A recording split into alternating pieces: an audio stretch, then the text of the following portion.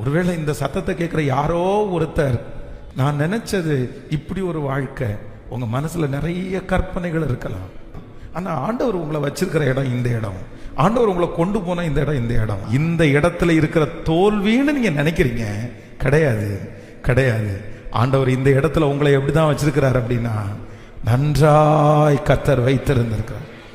இஸ்ரவேல் ஜனங்களை 40 நாட்கள் தான் பிரயாணம், 40 days தான் பிரயாணம். ஆனா அந்த 40 நாட்கள் ஆண்டவர் கொண்டு போகாம 40 வருஷம் கர்த்தர் சுத்தி போகிறதுக்கு காரணம் என்னன்னா, யுத்தத்தை கண்டால் ஜனங்கள் மனமடிந்து போவார்கள். அப்போ அந்த வழியா போனா சீக்கிரமா போயிருக்கலாமே, அந்த வழியா போனா நாங்க உடனே கானான் போயிருக்கலாமே.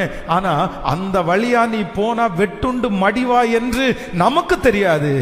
ஆனா யாருக்கு தெரியும்னா, கர்த்தர் நான் போகும் வழியை அவர், நீங்க போகிற வழியை அவர் அறிந்திருக்கிறார். உங்களை